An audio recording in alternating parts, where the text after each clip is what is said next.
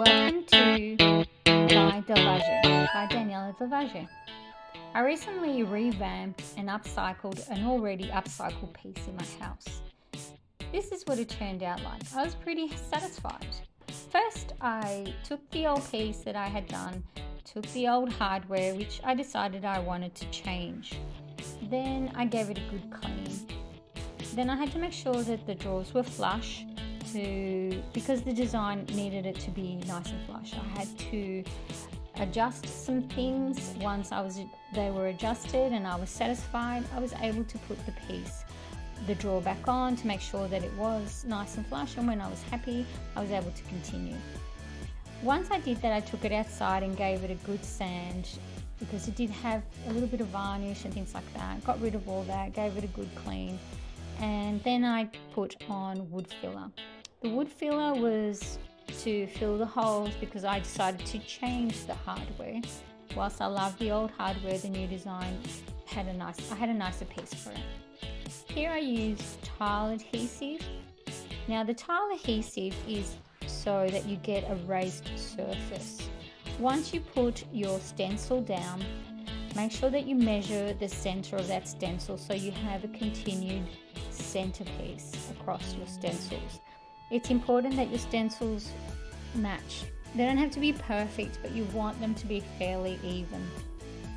Once you're satisfied, you can go ahead and use the tile adhesive, which gives it a really nice raised surface. I absolutely love this technique. It's one of those things that I found, and I have done it on everything. I have chopped up my bed and used this to give it a new look, revamped that as well. It's amazing. I love this technique. Once you're satisfied with you lift the stencil, make sure you clean any extra parts on the stencil that need to be cleaned. Once you're satisfied with the look, you can have a good look around. I wrapped the sides and just put one stencil on the side. Didn't want to do too much. I thought that was enough.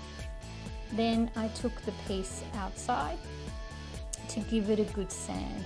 The adhesive does come out uneven, so you just got to even it out. You want it to be raised and you want it to look a little bit rough, but you don't want it to be like looking like it's just wrong. Once you give it a good sand and you're satisfied, you're done. I forgot to mention earlier, and tape, that I had painted the top of my little table, and underneath and inside the drawer with a watered down black paint. The black paint acts like a whitewash but with black, so you just keep adding it until you're satisfied with the amount of color you've got on there.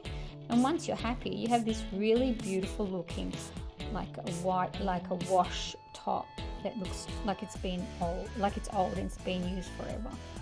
Once I cleaned the piece, took all the dust off, took it inside, gave it a good clean, I was able to then go ahead and give it a coat of varnish. I used polyurethane water base.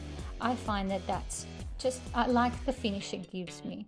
So I made sure that I sealed all the stencils. That is really important. You need to seal your stencils to make sure that when you're painting your layers and layers of paint, if you're watering them down and things, you're not going to affect the tile adhesive.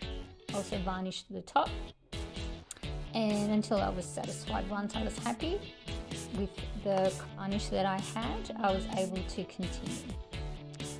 I did the inside of the drawers. I did the whole dresser. I did one coat of varnish. Once I had done the one coat of varnish, I was able to go ahead and give it a paint.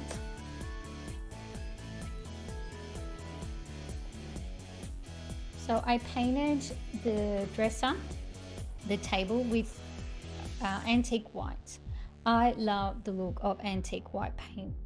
It's just really nice, and you can use shades of paints to give it different looks. Antique look, a green sea look. You can add so much to it, and I did about 3 layers of wash down the antique white paint. I like to do many layers and use little paint. Once I was satisfied, I did give it one final varnish to seal in the antique white before I started this particular technique. What I used is some black and some brown paint, and it will use paint instead of wax. I like this, doing it this way. So you put the paint on and then you rub off any excess, and you just keep doing it until you're satisfied. Sometimes you might want to rub it all off, but because you've added the varnish, it doesn't affect the paint. So make sure that you do varnish the piece before you start this process. Otherwise you start taking out the paint and it doesn't look right. Once you're happy you've done the antique look, it looks quite nice, I think, then your piece is done. And voila, like magic, you've just made a brand new piece of furniture for your house. I loved this technique. I love my piece of furniture, and I hope you enjoyed it as much as I do. All right, well, thank you for joining me.